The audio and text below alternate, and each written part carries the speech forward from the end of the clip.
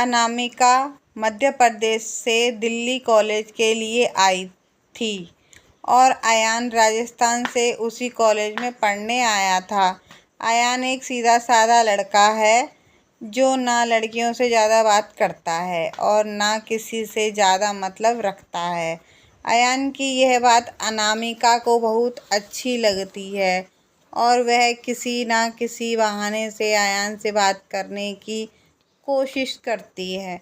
अनामिका दिखने में क्यूट लगती है। कुछ ही समय में अयान और अनामिका की दोस्ती हो जाती है। अयान धीरे धीरे अनामिका को पसंद करने लगता है। दोनों दिन भर कॉलेज में बातें करते, अपने घर लाइक डिसलाइक को शेयर करते और कुछ समय में बहुत अच्छे दोस्त बन जाते।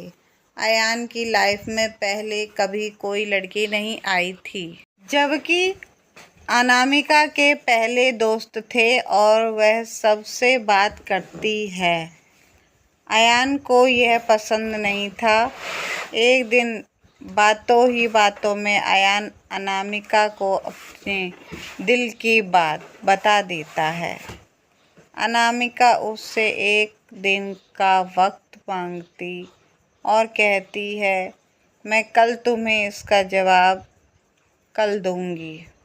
अनामिका सोचती, जब अयान कॉलेज पढ़ने आया था तब वह सिर्फ पढ़ाई पर ध्यान देता था, पर अब उसका पूरा ध्यान मुझ पर रहता है। अगर मैं इसकी गर्लफ्रेंड बन जाऊं तो यह पढ़ाई भूल जाएगा और मुझ में ही लगा रहेगा। यही सब ख्याल अनामिका के मन में होते और दूसरे दिन अनामिका अयान को मना कर देती और कहती है, मैं तुम्हें बस अपनी दोस्त समझती हूँ, इससे ज़्यादा कुछ नहीं। मैं यहाँ पढ़ने आई हूँ और कुछ करने नहीं। तुम चाहो तो मेरे दोस्त रह सकते हो। अयान दोस्ती के लिए मना कर देता है और अनामिका को बहुत समझाता है, लेकिन अनामिका कुछ नहीं सुनती। अयान को यह बात बहुत बुरी लगती है और वह अनामिका से बात करना बंद कर देता है। कुछ दिन कॉलेज भी नहीं आता है।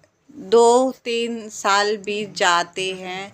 ना अयान को अनामिका का पता रहता है और ना अनामिका को अयान का कुछ पता रहता है।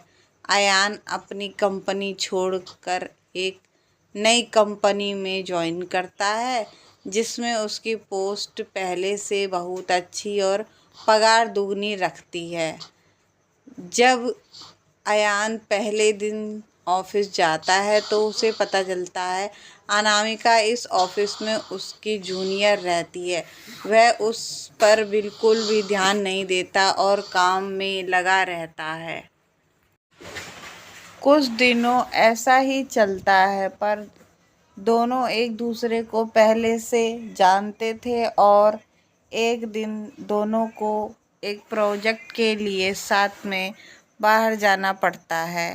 प्रोजेक्ट के बाद न चाहते हुए भी अयान और अनामिका की बात होने लगती है।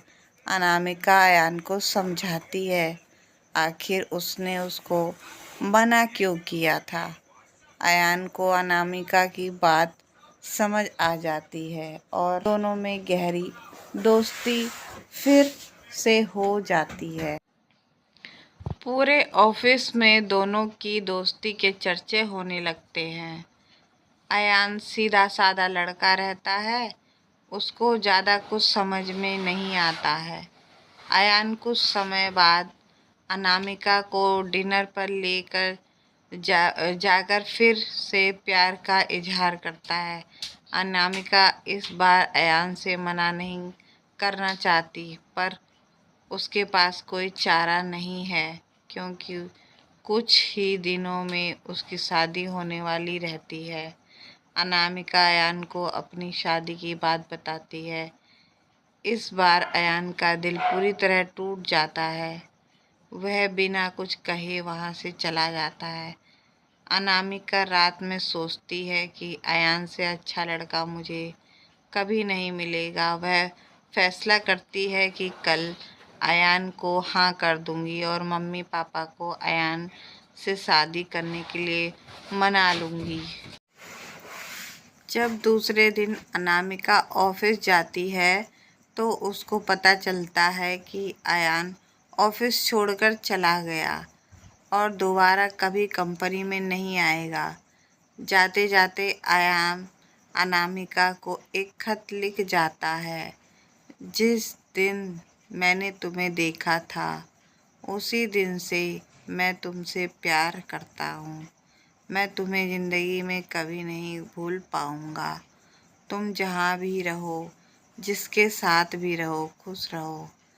अब इस जीवन में मैं इस दर्द के साथ ही जिंदा रहूँगा। मैंने हमेशा तुमसे प्यार किया है और केवल किया है। तुम मेरी ज़िंदगी में आने वाली पहली और आखिरी लड़की हो। अब ना मेरी ज़िंदगी में कोई आएगा और ना मैं किसी को आने दूंगा। मैं बस अब तुम्हारी याद में रहूँगा। आज के बाद पूरी ज़िंदगी में तुम्हें कभी अपनी शक्ल नहीं दिखाऊंगा। बस भगवान से यही दुआ करता हूँ, तुम जहाँ भी रहो खुश रहो, आबाद रहो और शादी के लिए बहुत बहुत शुभकामनाएं। अनामिका अयान को खोजने की बहुत कोशिश करती है पर कई साल के बाद भी उसको अयान नहीं मिलता और वह अपने माँ बाप की पसंद के लड़के से शादी कर लेती है। इस तरह दोनों हमेशा हमेशा के लिए एक दूसरे से बिछड़ गए और दर्द के साथ अपनी ज़िंदगी व्यतीत करते हैं।